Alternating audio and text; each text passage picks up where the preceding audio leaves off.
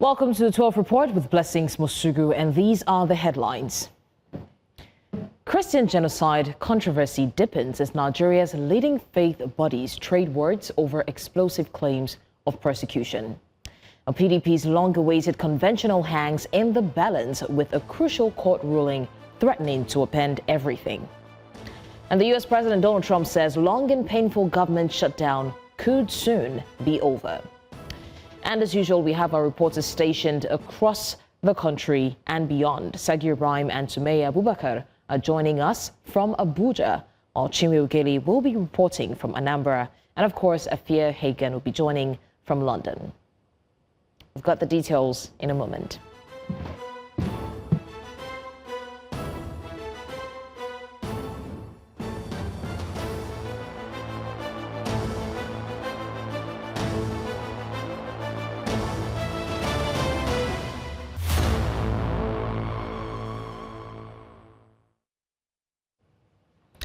Let's start off by telling you the Nigeria Supreme Council of Islamic Affairs has rejected genocide claims by the U.S. government, stating that there is no evidence of state-supported targeted killings of Christians in the country.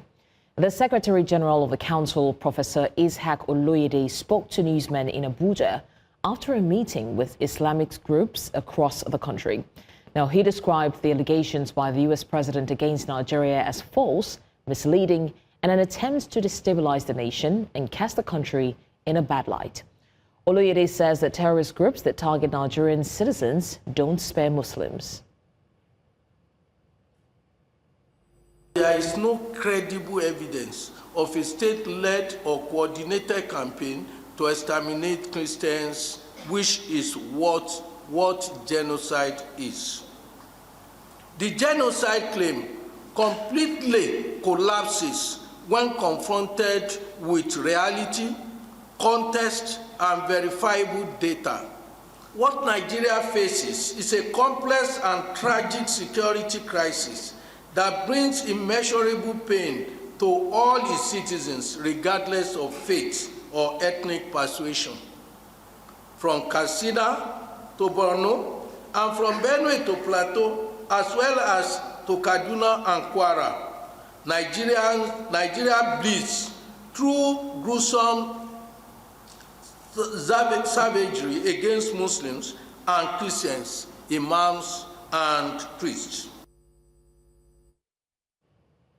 Meanwhile, the Pentecostal Fellowship of Nigeria has reaffirmed its claim that Christians are being targeted in parts of the country.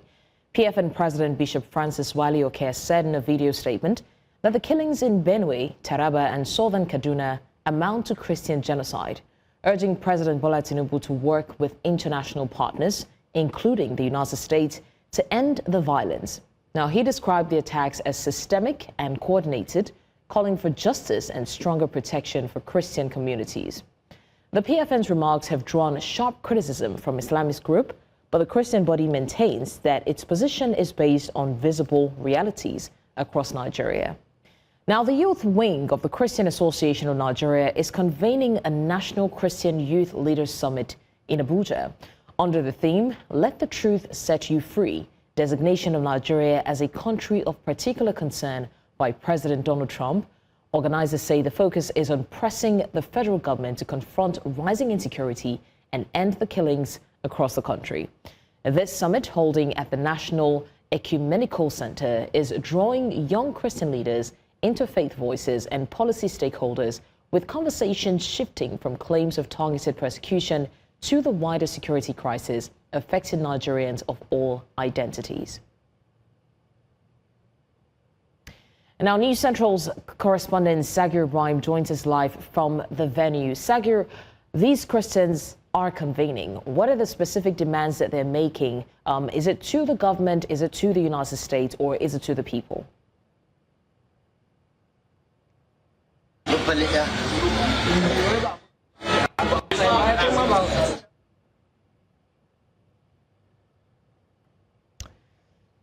Sagir Ibrahim, can you hear me?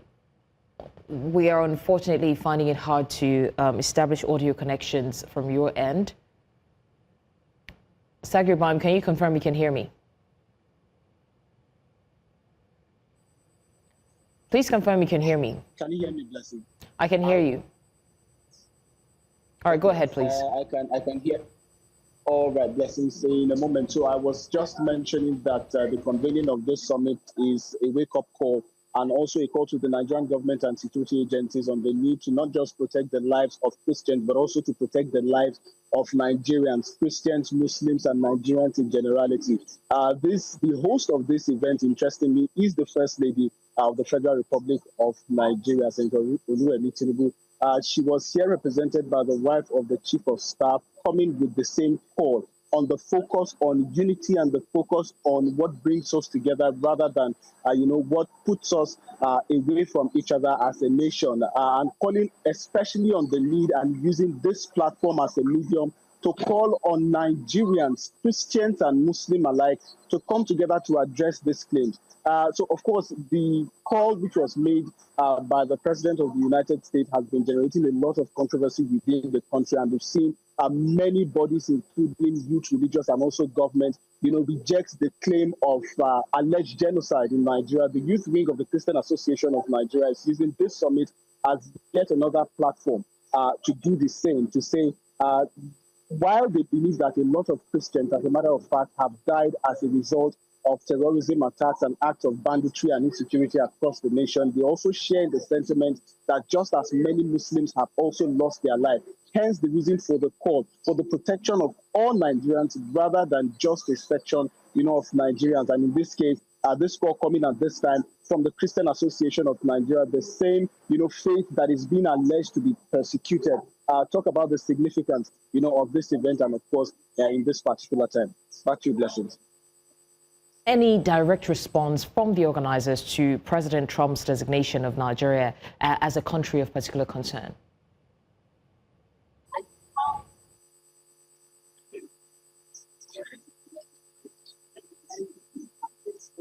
Well, they outrightly rejected it. They do not believe, particularly the national president of the youth wing of the Christian Association of Nigeria, during his address had mentioned that he does not share in the sentiment. Neither does he believe that any member of the youth wing of the Christian Association of Nigeria share in the sentiment that Christians, particularly majorly, are being the ones who have lost their life over the course of the last 14 or dare I say 15 years of insurgency and insecurity which broke out, and not just in the northern part of the country, but how it also transcended from the north down to the central region, and of course seeing pockets of insecurity, in the south, states in the south as well. So they do not accept the allegation of Christian persecution. They do believe that there is an insecurity situation in the country, but they feel that this situation affects, all rather than just a religious, one religion or one part of the country or one particular state or one particular ethnicity in the country. Hence the need for the call for Nigerians to unite against such narratives and also for Nigerians to unite to fight the insecurity that has so plagued the nation for the longest time. Back to you, Blessings. Thank you so much for bringing us the update on that. We'll definitely see what happens at the youth convergence when it officially begins. Now, as the debate rages on over an alleged genocide against Christians in Nigeria, one possibility could be to borrow a leaf from post-apartheid South Africa, which attributes much of its stability to a truth commission that helped to engender lasting peace, forgiveness and reconciliation. Is this what Nigeria also needs? A truth commission to establish the truth about the killings that U.S. President Donald Trump has designated a genocide and designated Nigeria a country of particular concern. We're quickly bringing our guest, Chinwe Ugele, who's a lawyer and a public policy commentator, to join us to discuss this. Chinwe Ugele, thank you for joining us, and it's an absolute pleasure to have you join us, especially to speak from your legal perspective. Now, we've had different people coming out to talk about whether or not Nigeria can be called a place of particular concern, especially when it comes to religious targeted killings. Let me get your view on that first of all. Over the years, we have had a lot of killings, particularly in the northern region and, of course, the Middle Belt. And it's a call for concern. As a matter of fact, you would see that even life is lost. It's painful. We have had scores of people who have been killed. But being that as it may, it doesn't mean that we're a country of special concerns. But there is a reason to be worried. And there's a reason for action, and there's a reason to stem these killings.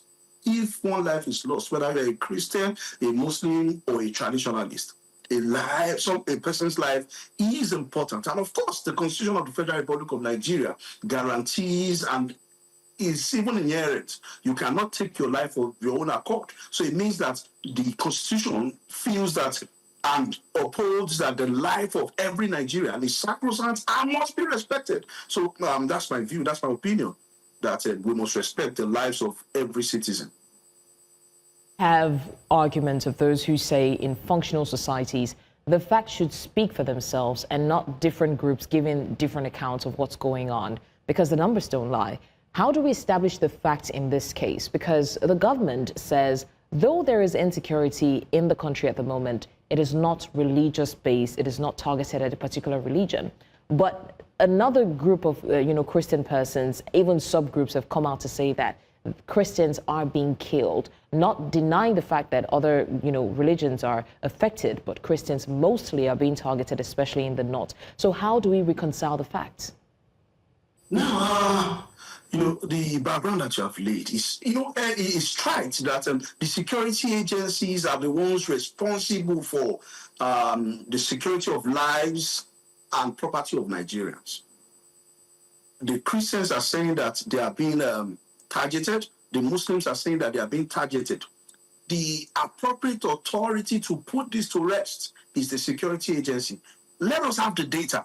What have you been doing? What information do you have? Because we cannot continue to operate in as a result on speculations. No, this now is not the time to speculate. And the truth of it is that these deaths, these killings have been going on for over 10 years.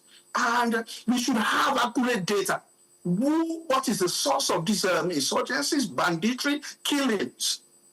What is the solution? What is the way forward? There should be information out there that we can easily, readily grasp. If people are saying that, oh, Christians are being persecuted, the Muslims have said that, Muslims are being persecuted. Some are saying, oh, the killing is just of a general approach. Then we need data. And it is the responsibility and the duty of the security agencies to come out with this data and furnish Nigerians with what they have done to stem the killings. Because we cannot operate in speculations. It shows that we are not serious about the death of our citizens. Because we should have data that is very clear, that is unmissable. This is the social time. 50 Christians were killed, 20 Muslims were killed, 10 people were unidentified. We don't know who was killed, but we don't even have data, and that means that we're in the realm of speculation. And if we leave it at that, it is a sign that things could get worse. People, there have also been agitations for either Christians or Muslims to defend themselves, and this is what uncertainty brings, because everybody wants to be protected. I don't want to sit in my home and be killed because I feel that as a Christian I'm being targeted. Same way, you don't want to sit in your home or be afraid to go out because you feel that you're a Muslim and you're being targeted. So we need data, and we need to see that action is being taken. Are you convinced that indeed a truth commission is the way to go? And if you are, what will be the modalities for establishing a truth commission and to actually get it work? It is that what a truth commission does is that parties are able to come to the table. People are able to come to the table with data. And so this is what we have. These are things that has occurred. It will now be the responsibility of the Truth Commission to now say, okay, we have looked at it. What exactly is the source of this problem? Why do we have killings regularly? Some people have alleged that it's banditry. Some people have said that it's the herdsmen. Some people have said that is as a result of land, issues over land. The duty of the Truth Commission is to identify the problem, the source of the problem, what is the current state of the problem, how do we resolve this? Once this commission comes out with the facts and the details of what to do, they will not give recommendations. They will even fault those who are ordinary to be faulted. Is it the security agencies? Is it the communities that have also been indulging these killings? We need to identify, because if you don't know, there are people who say that once you identify a problem, you have halfway solved the problem. So I believe that a true commission is in order if we are going to walk the talk, if we are going to apply the recommendations, because enough of we have had over the years, we have had so many commissions, we have had so many inquiries, but we don't implement. Now is the time. Life is important. We must treat the lives of our citizens as sacrosanct and ensure that these people are not made to suffer in vain with this, because it would escalate. And I don't pray that it descends into a tribal war. It doesn't descend into a religious war. And we need to act now. The time to act is now. Well, before we let you go, let me ask one final question. Nigeria appears to have a peculiar problem with commissions, a major one being the Oputa panel. How can such a truth commission be made to work if Nigerians themselves distrust these commissions? Nigerians have the right to distrust commissions. Why do I say that? Like I said earlier, we have had over the years, we have had instances wherein we have had commissions, we have had panels of inquiries.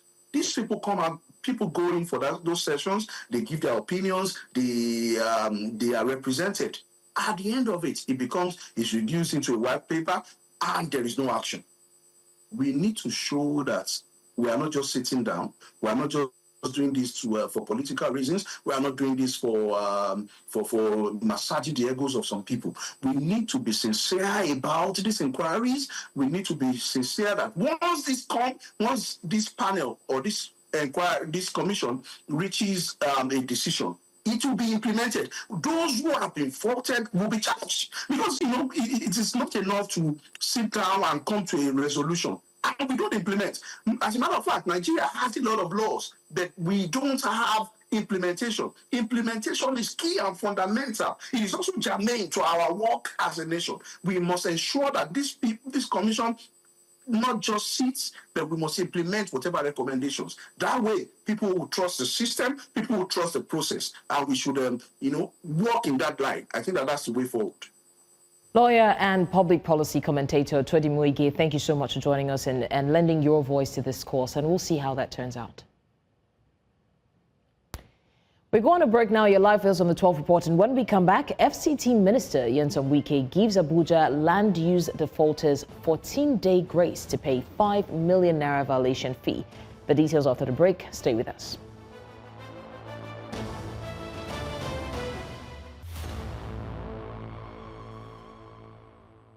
Many thanks for staying with us. To more stories, Governor Chukwuma Soludo has commended the people of Anambra State who have once again entrusted him with a fresh mandate. The Independent National Electoral Commission on Sunday, November 11, 2025, declared him winner of the gubernatorial election with a total of 422,664 votes to defeat 15 other candidates. News Central's Chinwe Ugele was in Umueze, Isiofa and parts of the state.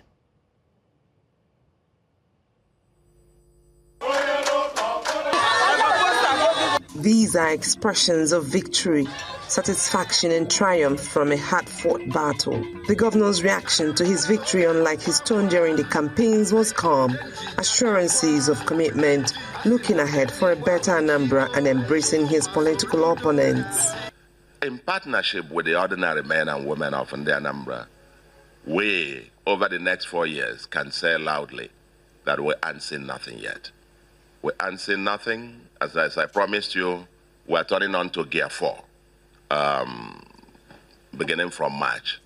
His supporters are also jubilant over his re-election for so many reasons.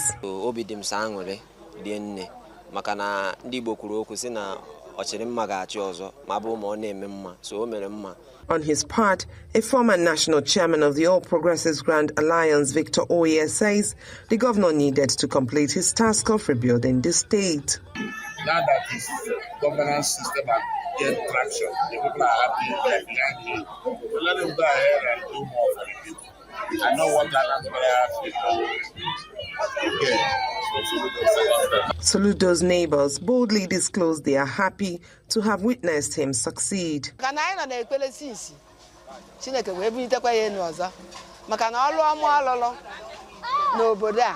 Anambra on a shake. Nkembo, onwere divanaja, dị n'oge anyị n'Igbo. Anaghị aga ya aga, mana ọbịa lụọ ya okporo ahụ kwụrụ. Ọtụtụ ibe niile o mere n'obodo a. Ejecha m ụka bata n'ihu be m. So mgbe m fụta ndị mmadụ gbakọnọ, ndị oyi na-eme na asị na o win. I'm very happy. Beyond the fanfare, the people try to set agenda for the governor's second term. This Ozala road is doing it, but he will finish it. He will finish some other roads that he's doing. They want him to give us employment. People of his community and of course the entire state are asking him to carry along all those who ran with him in the election. They are also expecting the governor to do even better as he gets into office for his second tenure. In Awka, for News Central, Chinwe Ugele.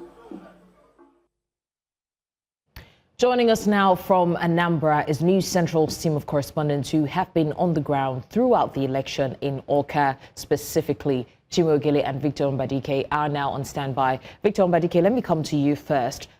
We monitored the election in the studio, and you were on ground alongside Chinwe and Austin to cover these elections. And we saw a lot of different, disparities in the different regions. So first, I think I'm going to start off by what is the mood like, following the announcement of Soludo as the winner?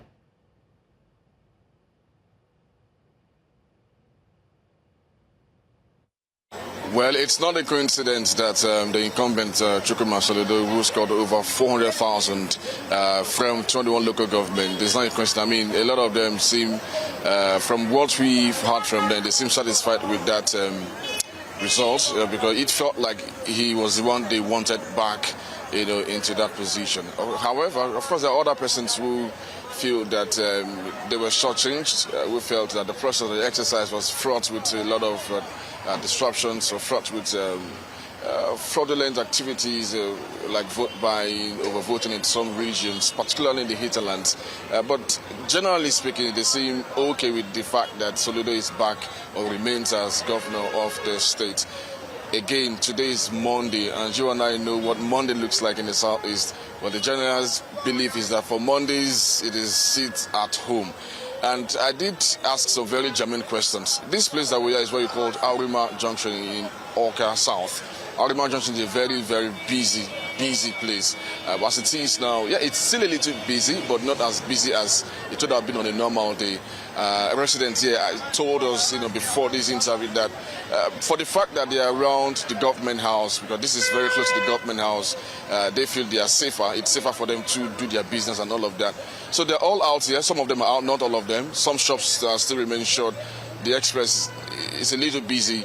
But those who are out feel that it's okay for them to be out because they're in an area where they feel protected because of government infrastructures, of government office and all of that. So it's all back to business as far as the Anambra guys are concerned.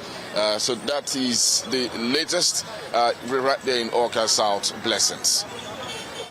Come to Chinwe Ugele. Chinwe, the last we know is that you were in Awka. Are you still in that location, and what is happening there at the moment following the announcement of Soludo as the winner of the governorship election in Anambra State? Thank you, Blessings. I'm in Amobia as we speak right now. This is Amobia Junction, and today is Monday, and there's not much of activities around, but then there are still people who are out there doing their business.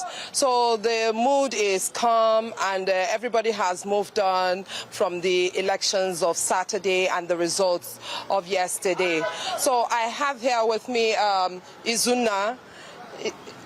Okay, Izuna has a business around this area, and he'll be sharing with us part of his experience with the election. Hello, Izuna. How are you? I'm fine, so much. Okay, so tell me how you saw the elections of Saturday. Election on Saturday, Garafuma. So, and areas, So Fapta be 2 election of more. So even though the security was so tight, so everybody they happy at the election, amen.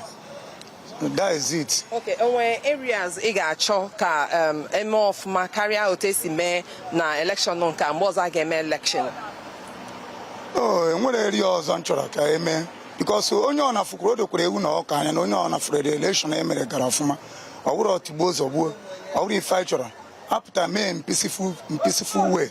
So only on the very, very happy. Okay, Dalo.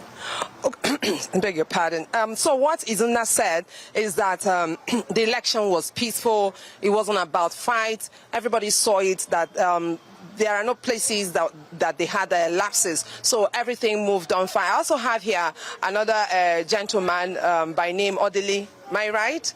Okay, sir. Please look at the camera. Leave it, I'll hold it. So, Waika is where election yesterday.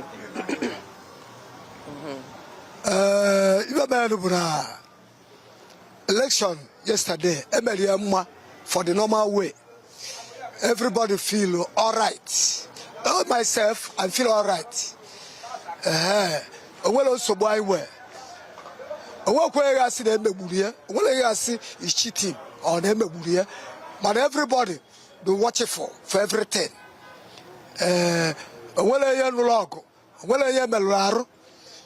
Very clean.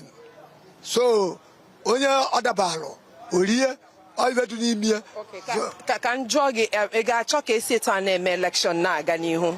I will let to a case election. I will like it because I'm a preferably. Well, also, from that election, all my people do. All right, we're happiness for this Anambra because before I never election Anambra, I never fear to was or war or Gonamba, Mananka, and very preferably. Or Daba, you feel happy. There was all right. Thank you very much. So, according to Mr. Odili, everything moved on so peacefully.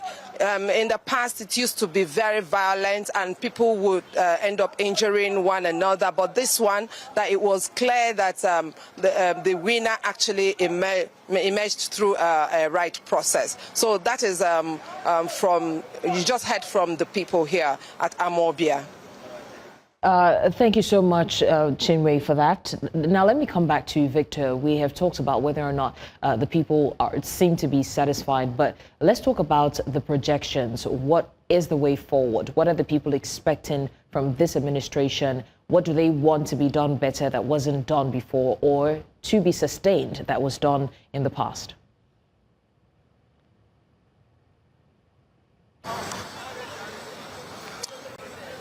Well, blessings, you're putting me on the spot. Of course, I'm not a citizen or indigenous of Anambra State, but I will allow them to do the talking.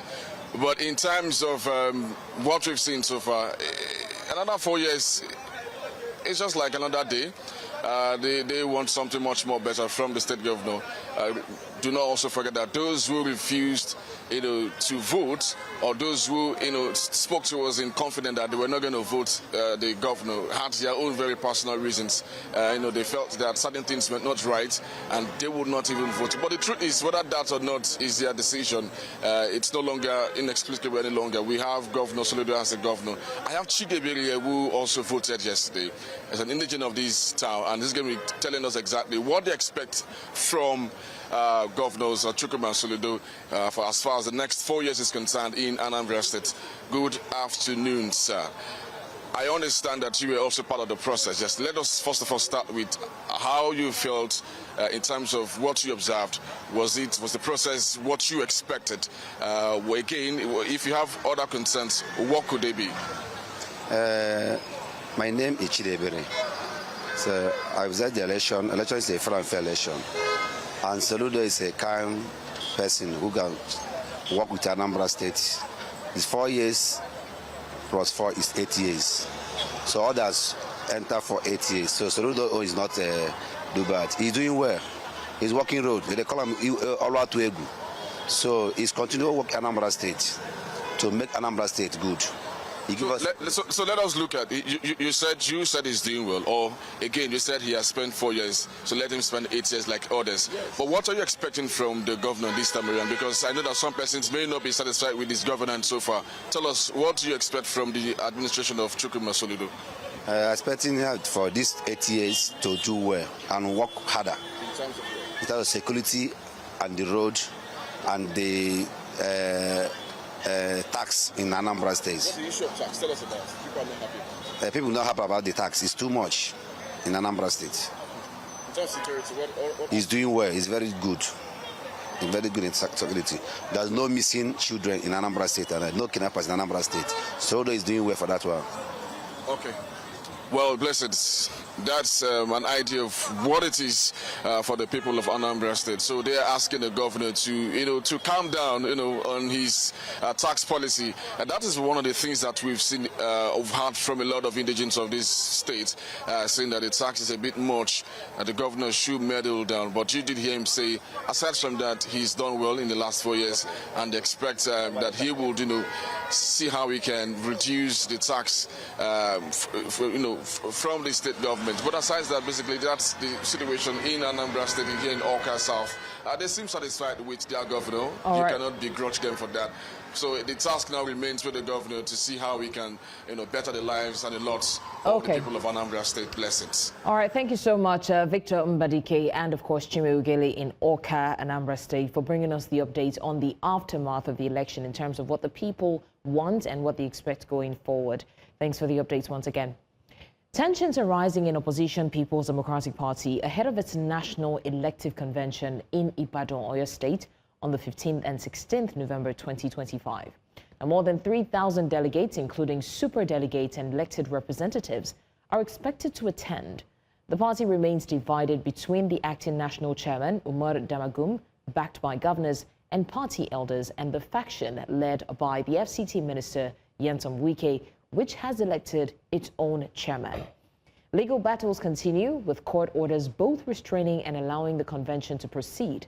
As both camps prepare for a high-stakes shutdown, the outcome of the convention will determine the PDP's leadership and influence ahead of upcoming elections. You're still live with us on the news. We go on a short break now, and when we come back, we've got more stories. Do stay with us.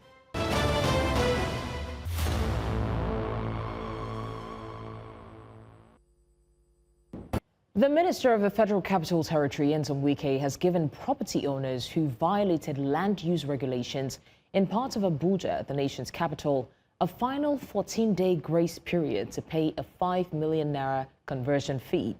This was disclosed in a statement on Sunday by his Senior Special Assistant on Public Communications and Social Media, Liri Olayinka. Olayinka said the new grace period begins on Tuesday, November 11, 2025, and applies to property owners in Asokoro, Maitama, Garki, and Wuse districts. The decision followed the expiration of the initial 30-day deadline for affected allottees and title holders to regularize their land use.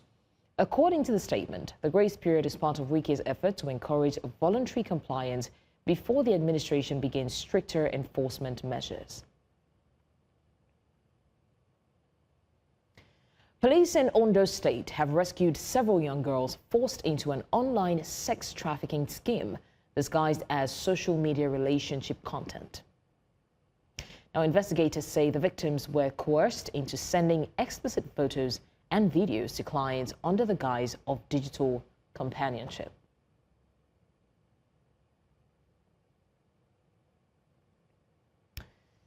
Now, in Orozo, a growing dump site near the main market is becoming a major concern, and that's in the FCT. What started as a small refuse spot has now spread toward the road, making access difficult for traders and commuters alike. The situation is also raising concerns about public health and government response. Now, my colleague, our correspondent Sumayya Abubakar, is live at the Orozo market to bring us the latest update. Sumayya, you are at the scene, and I can see behind you how it seems like it's already flooding into the streets, and that's the situation with the dump site right there. This is a recurring issue because we had a conversation about this last week, I remember. Why do we still see a recurring conversation about dump sites extending into the roads. Blessings, good afternoon. I would say that this is a really sad situation. But right here, I'm standing at Orozo Market. Now, this, of course, this dump site is facing the Orozo Market. And if you can see, I'm going to just walk around so that you can see how close it is to the market. Now, these are people, of course, behind me selling food stuff. Right to this side also, we have also people selling foodstuff and other things. Now, according to the people of this area, they're saying that this is something that is really frustrating, even though it has we have two different opinions, when it comes to the people. Because some of them are saying that, the government have been trying. We were able to talk to one of the market officials who pointed out that the government are trying. According to him, he said they come at least 2 to 3 times a month. But then we were able to talk to someone who sells in this market, and he made a point that this has been here for over a month. And according to a resident of this area, she said that this is something that every market day, we're talking about Tuesday is the market day of Orozo Market, and the people, talking about the vendors that come to display their goods, they have to use their hands or things to push this dump site in. And we all know that right from underneath this dump site comes a very oozing smell. So when they push it back, they tend to put, their mats or their bags that they put to sell their things on, this place. So according to them, every market day, which would be tomorrow, is really horrible for them because the smell and the stench just covers the entire area and the market side. So I don't know why this is an occurring situation, because right by my right, it's road to Karishi, and then from this road it leads you down to Karo going to town.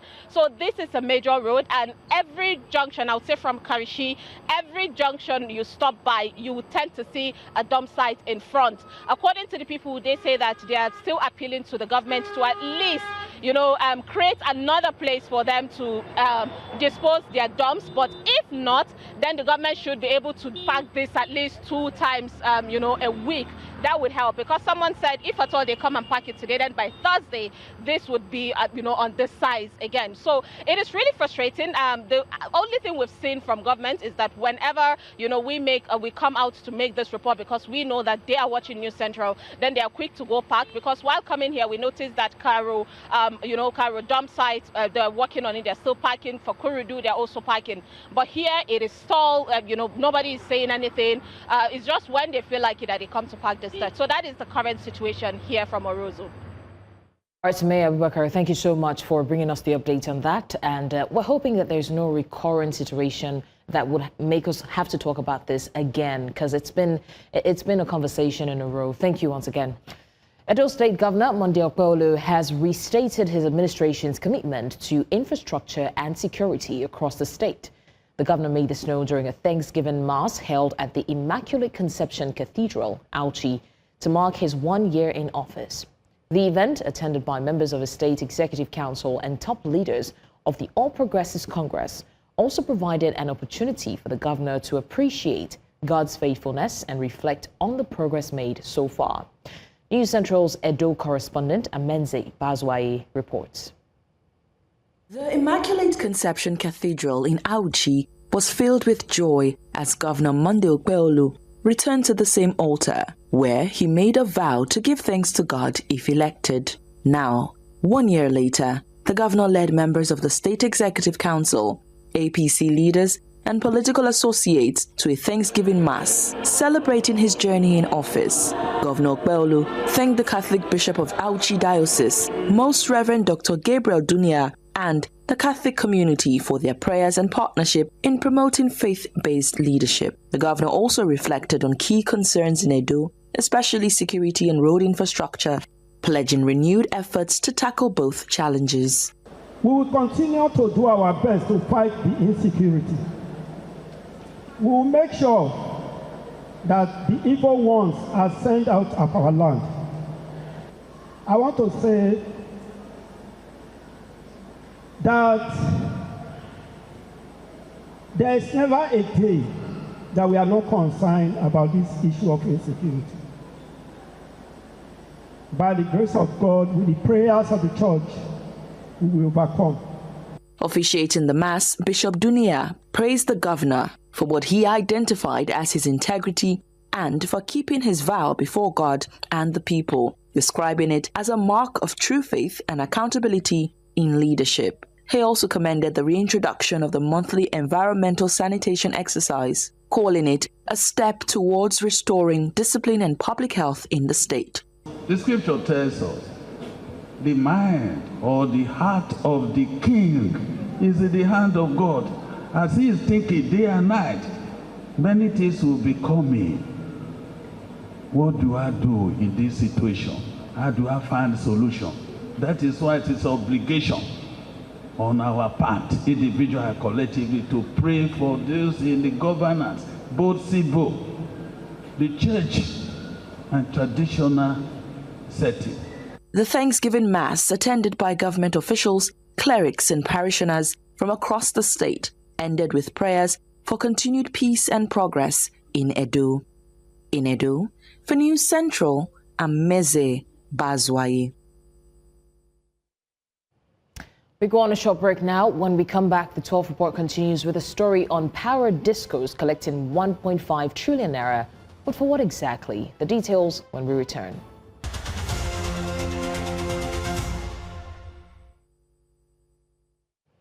And now to business. Nigeria's new capital gains tax CG1, set to take effect on the 1st of January 2026, is stirring investor concerns over market stability. The tax rate for corporations rises from 10% to 30%, while individuals face 0 to 25% based on income, reducing to 25% for reinvested proceeds. Analysts warn of panic sell-offs, with investors offloading assets before year-end at the current 10% rate, contributing to a 1.8 trillion naira market value loss over 4 seasons. Now, critics cite risks of venture capital, real estate, and portfolio flows, while proponents highlight potential fiscal transparency gains contingent on clear implementation and consistent policy.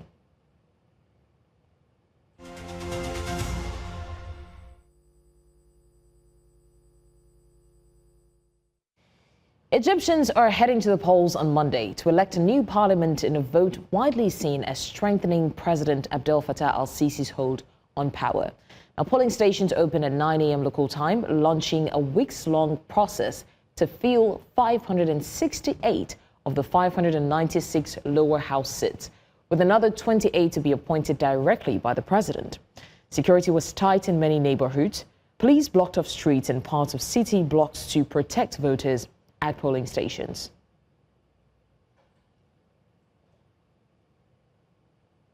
In the meantime, the U.S. Senate on Sunday moved forward to a measure aimed at reopening the federal government and ending a now 40-day shutdown that has sidelined federal workers, delayed food aid, and snarled air travel. In a procedural vote, senators advanced a House-passed bill that will be amended to fund the government until January 30 and include a package of 3 full-year appropriations bill. The agreement marks the first major breakthrough in efforts to restore critical federal services. President Donald Trump says the United States is very close to ending the 40-day government shutdown. For more on this, I'm joined by News Central senior international correspondent and anchor Afua Hagan to give us more on the story. Afua, let's start with the basics. What exactly is the Senate's deal, and how does it aim to end this government shutdown? About over the weekend, it starts with a compromise, basically. So a bill that would reopen the federal government and push funding through to the end of January 2026, so to the 30th of January 2026. It also bundles 3 full-year appropriation bills for key agencies, and they are agriculture, veteran services, and congressional operations. Critically, and very critically, it also has provisions to rehire or reinstate federal employees who were laid off during this time of the government shutdown, so were furloughed during this time, and guarantees them back pay. So it's a bit of a stopgap at the moment. It will only take us through to the 30th of January 2026 if this part of the bill is voted for, but it also promises to delve into some of the stickier issues like the federal employees who have been laid off or furloughed to make sure that they get their back pay or to make sure that they're reinstated also. Comes after weeks of political gridlock in Washington. What were the key sticking points between Republicans and the Democrats, and how were they resolved in this compromise? Thing is that they're not quite resolved yet, but the Democrats had been insisting on an automatic extension of ACA subsidies, and it had also been talking about the healthcare bill, and this was a real sticking point. They wanted to fund healthcare for more people. The Republicans were against that. Spending levels were also a real argument and a real sticking point. All of these points really need to be compromised on. That's what both Democrats and Republicans have been discussing over the weekend and are looking to try and sort out over the next couple of days, along with, like I said, the federal workers' reverse layoffs, to roll back on those layoffs, to reinstate those workers and to make sure that they get their back pay as well. Those are really the red lines for the Democrats. They want funded healthcare. They want to make sure that the federal employees get their jobs back. Those are the points that really, really need to be resolved over the next couple of days if we are going to get out of this shutdown cycle. All right, Afua Hagan, thank you so much for bringing us the update on that. A very interesting development. Mexico's first female president, Claudia Sheinbaum, is in the news again. But this time, it's not for politics. Now, last week, she filed a police report after she was groped in public. Yes, I said that. While greeting supporters on the streets of Mexico. This entire incident was caught on camera, and the suspect has since been arrested. Now, that might sound far from home, but the message hits close. If a sitting president can be harassed in broad daylight and still have to demand justice, what chance does the average woman in Mexico or even here in Nigeria and across Africa really have? Sheinbaum said she would not let the matter slide. A leading woman, the president, fighting a public violation. Just let that sink in for a moment. Now, many have said even the so-called security around her were morally complicit. Why? Because if he were the U.S. president or any other male leader, a punch would have landed on his face before he even thinks about it. In Nigeria, the story sounds familiar. Women in power still face harassment disguised as jokes. Institutions still struggle to hold the powerful accountable for corruption. And justice too often depends on who are, not what was done to you. So when President Sheinbaum says this fight is about justice, she's not just speaking for Mexican women. She's speaking for every woman who has been silenced, who has been shamed, who has been told to move on. And like you've seen, this kind of harassment and disrespect to women knows no bound, knows no class. It's done to every single woman. So what hope does the average woman really have? And that's your postscript. Now, before we go, let's take a look at what's happening in the sporting world. Nigerian weightlifter Rafiatu Lawal delivered a dominant display to win 3 gold medals in the women's 58 kg event at the 6th Islamic Solidarity Games in Riyadh, Saudi Arabia. Favor Tour is going to tell us more. Favor, are you ready for us? Yes, of course. Blessings. Gold medal rush right here in Riyadh, Saudi Arabia for our athletes starting from weightlifting. And just to also let you know that today, additional will also be gunning for another gold in boxing. And that means we might also get to hear about another gold. But we're talking about many of these during today's edition of In the Game. All right. Very interesting one indeed. You don't want to miss the updates on that on In the Game. And that's all on the 12 report today. Remember, you may send your eyewitness report to the WhatsApp number on the screen because we want to see what you see. Also do well to follow us on social media. We are at News Central TV. You can watch News Central live on DSTV channel 422, Go TV 23, Star Times 274, Avo TV, and YouTube. Many thanks for watching. I'm Blessings Mosuru.